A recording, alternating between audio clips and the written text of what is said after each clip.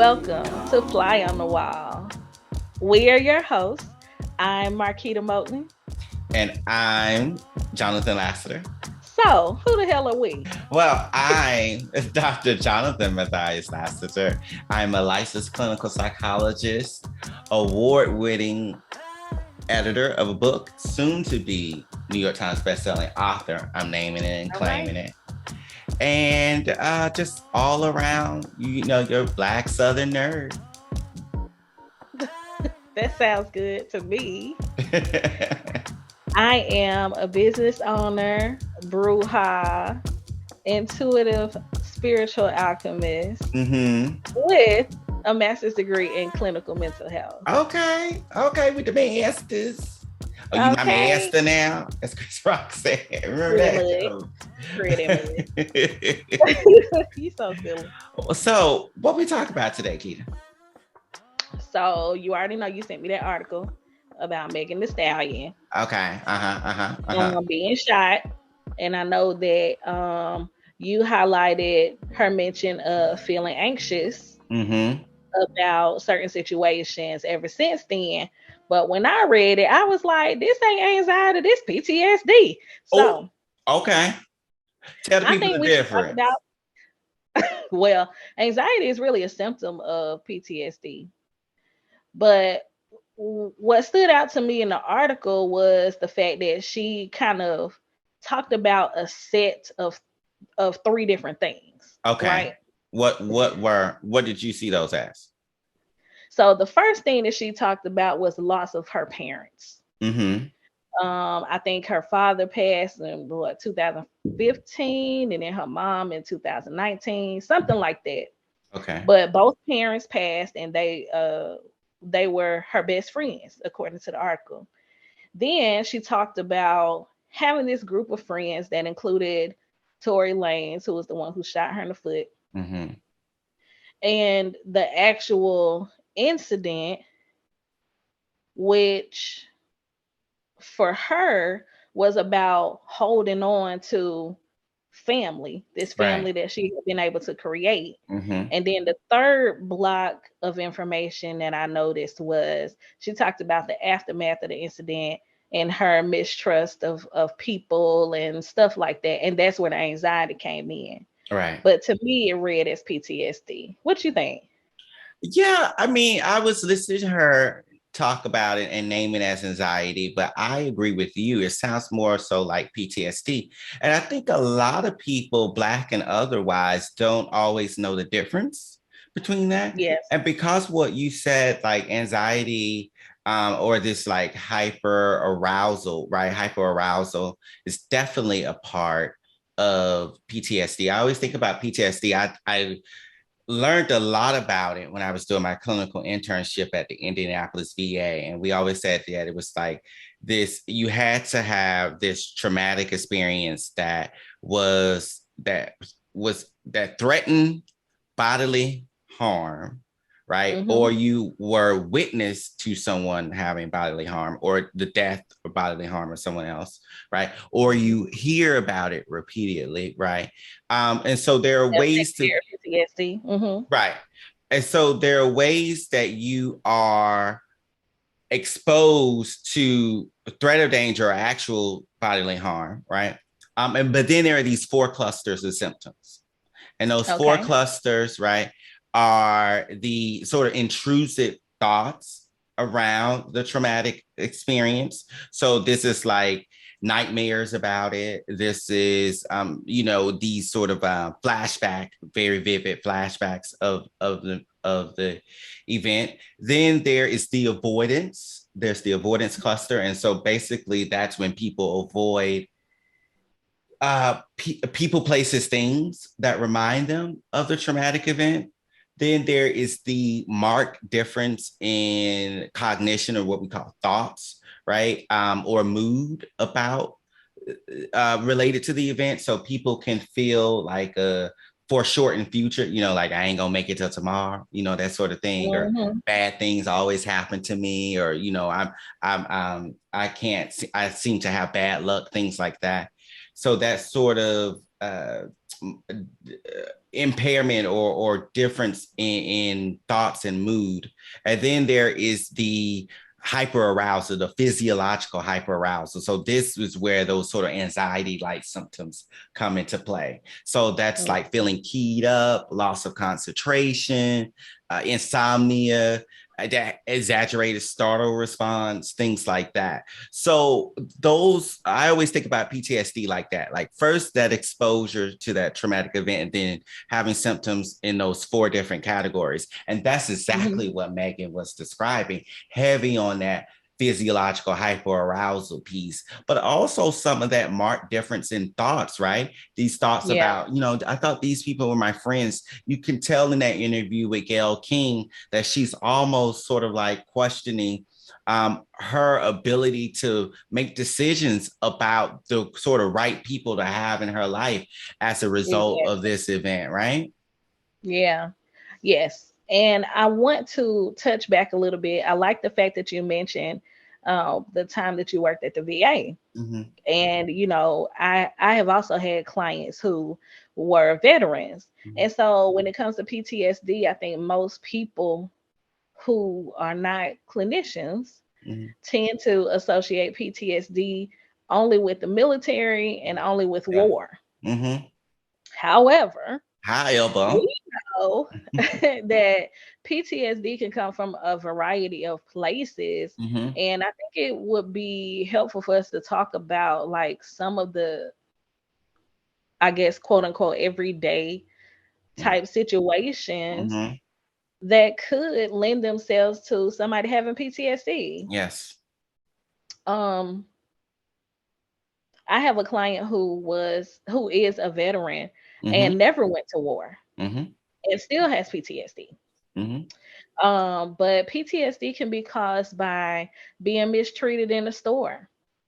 Especially us being brown people making good money. You could go to a high-end store and still be looked at. I mean, I'm in Atlanta, so they used to black people having money in Atlanta.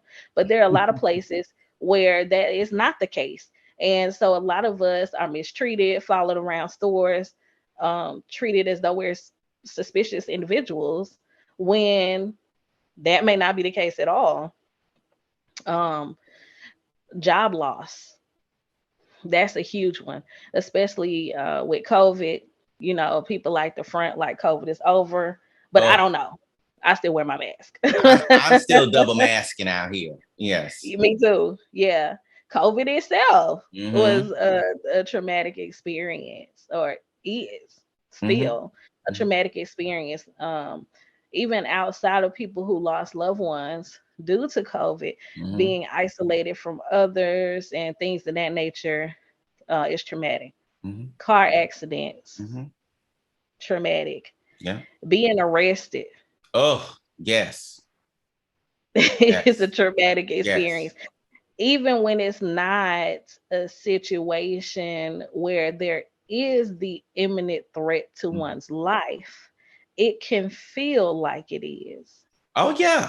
But I always think it's an imminent threat, especially when you Black. I know as a Black man, even though I have not broken any laws, whenever I see a cop, I feel like there is an imminent threat to my well-being.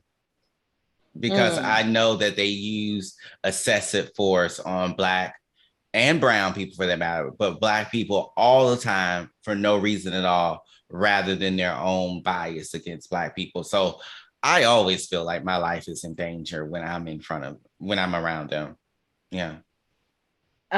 We have like a couple of family friends who are police officers. So for me, I don't necessarily feel that strongly as far as like my life being in danger, but I ain't gonna lie, it does make me anxious. And so I think for both of us, it's probably more secondary PTSD when it comes to that. Like you said, you've never been in trouble with the law or anything like that. And so for us to have these responses, it's because we know that things have happened to people who was minding their own Black business that shouldn't have happened to them. So that is a form of secondary PTSD, which is also important. people who are like us. Being a therapist can cause secondary PTSD. Yeah. Listening to people's trauma all day long. Yeah. That's why spirituality is so important. For me, as we were talking about last time, because in those sessions, when I'm able to let go of the human circumstances of Jonathan and have spirit be at the forefront, it's almost sort of like a shield. I'll say, I'm not going to say that none of it gets in, but I will say that, and not necessarily a shield as if like I'm not touched by it. Right. I am touched by it. However, it is metabolized or integrated in a way that again is moving towards healing rather than I'm also being harmed by the trauma. Does that make sense what I'm saying? Yeah. It does. It makes a lot of sense. And I actually do something similar.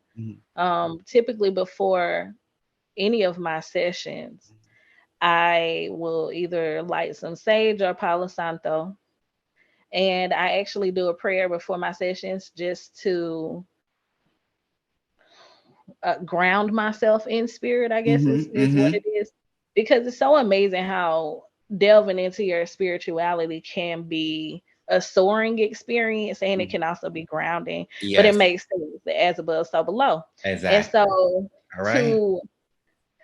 to do what you just said, I feel like the process that I engage in helps me to see beyond those patterns that the client is expressing or beyond the behaviors, beyond the feelings, and be able to focus on the truth. And so that is why it keeps me, or that's what keeps me from being as traumatized by their trauma, because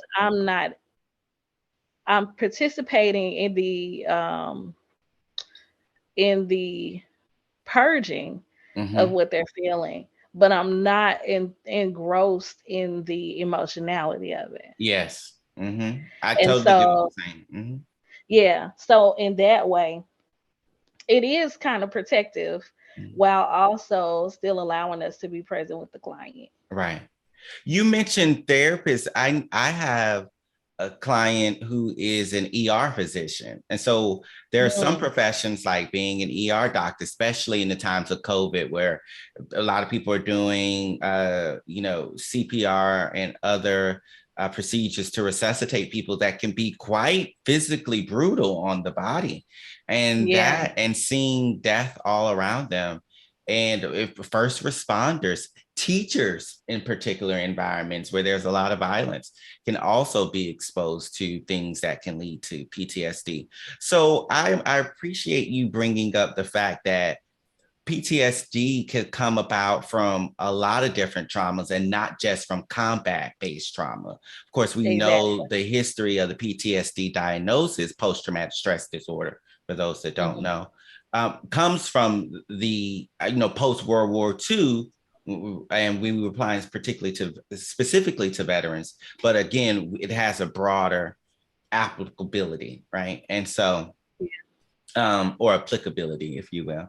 And so, so I appreciate you highlighting that.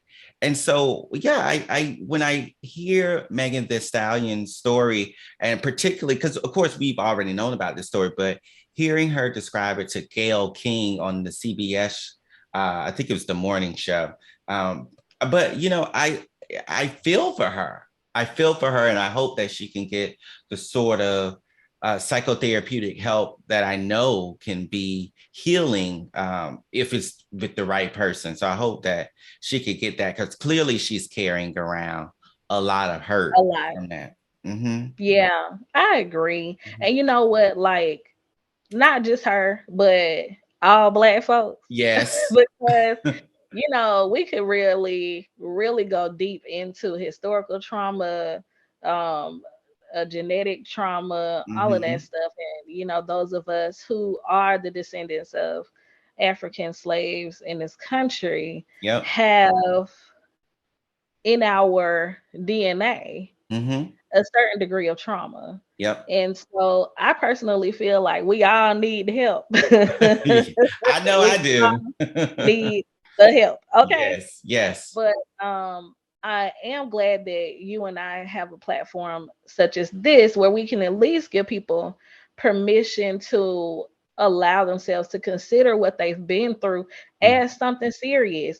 You know, like for whatever reason, Black folks tend to be so hard on ourselves when it comes to feeling anything other than good. Yes. Oh. And it's just like, you know, I have a very dear friend of mine who had a plethora of experiences in childhood, and I had to tell that friend, you were abused. And the first response was, no, it wasn't that deep. I don't know if we would call it that. I said, if this was a client describing these exact same events to you, this would be abuse. Right. Are you talking about me? Because this sounds like me. Look, you know what that shit about a hit dog. I actually was not talking about you. You're not my only friend. No, I'm just like I mean, I know, but it do, because you know, people be trying to get me to admit that I was abused by my daddy, and I'm just like, come clean now, come clean. No, I actually was not talking about you. But I'm keeping it vague intentionally, like not identifying the gender or anything for this particular friend. But yeah, I mean, even yourself included. And I'm sure a lot of our listeners have been telling themselves that they were not abused, whether it's psychological, physical, whatever. But if your parents or, you know, parental figure withheld food or sent you to school with no coat in the wintertime, like it's things like that that, you know, or, you know, quote unquote disciplined you with certain objects in the home that are not meant for discipline. Yes. And so I think it's important for us to give our listeners permission to recognize that some of their experiences have been traumatic. And not all of them are military related, like we said. Yeah. You hear that? You hear that, listeners? You hear that? People watching. It's okay to acknowledge the hurt and harm that you've experienced as abuse, as traumatic. Give yourself that grace. It's okay. And seek the help that you need to heal from it. Because listen, we're all out here healing. None of us are perfect. None of us get through life unscathed. We all are healing from something. You are not alone. You are not somehow abnormal. You are actually very normal. In the sense that we are all breathing, on this journey. Anybody that's breathing has work to do. Yep. Well, Kita, we could go on and on, but let's get to the Black market.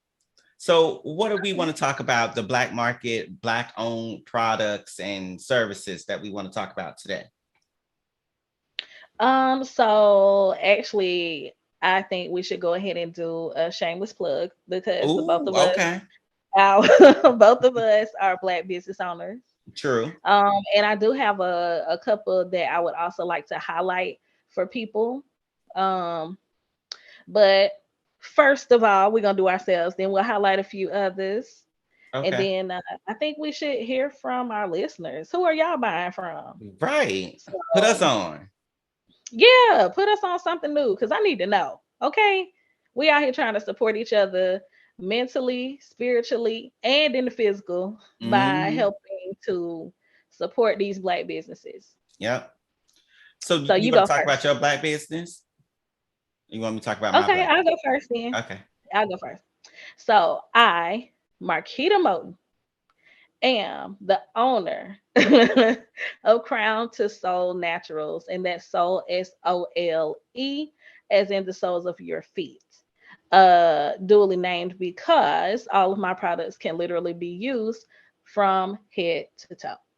So what I do is create a variety of not only all natural handmade products that I create myself, all my recipes are original, but they're also energetically sound. And I think that's important because um, it's easy to go and pick up something and you don't know if the person who made it had an attitude problem. You don't know if they were just having a bad day or whatever. But the energy that they were feeling does get transferred into those products and thus onto you. And so, since I am one who is aware of that, then I must also bear responsibility in the creation of my products. So, every product that I create is energetically sound as well. I only create when I am vibrating high, after I've reminded myself that I am one with the all, after I've reminded myself that I am God in the flesh, and therefore my products are to remind you that you are God in the flesh, that your skin can heal, your mind, heart, spirit, all of that has the ability to soar higher than you think. Yes. And that is the focus of my body butters, scalp salves, metaphysical salves, conjure oils / conditioning oils, blessing oils, whatever you want to call them. All of that Yes. is with intention. And I love your products, your Crown to Soul products. So Thank you. I use them all the time. I've got my mama using them. I got my Yeah. husband using them. So got my Yeah. cousin using them. So we are a big fan. So Yeah. I second all of that. Second all of Thank that. you. So my business is my Lassiter Health Initiative. So where I primarily provide psychotherapy and coaching, both for individuals and couples.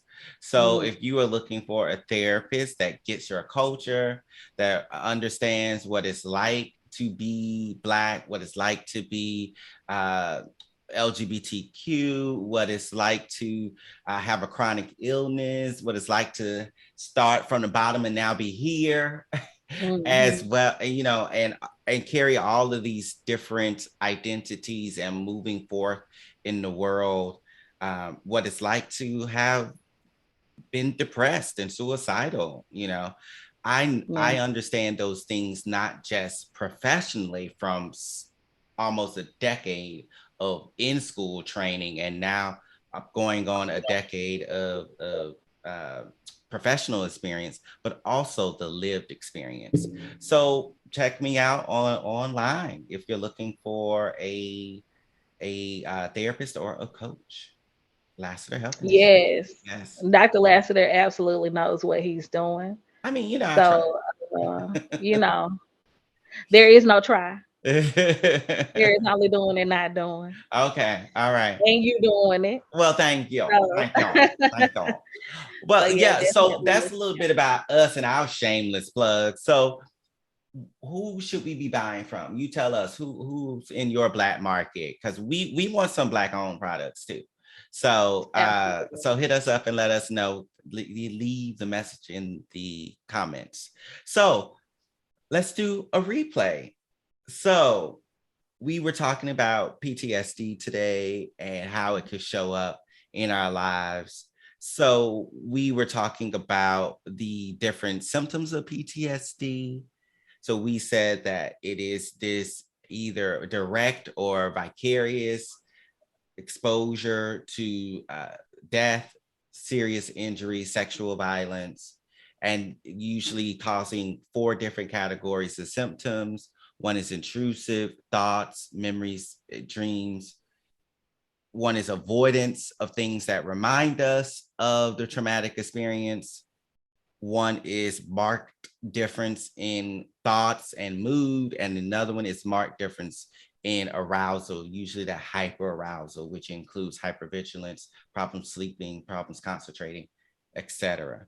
So if you have those, you may be experiencing PTSD, and you definitely want to seek help from a certified licensed person as soon as possible.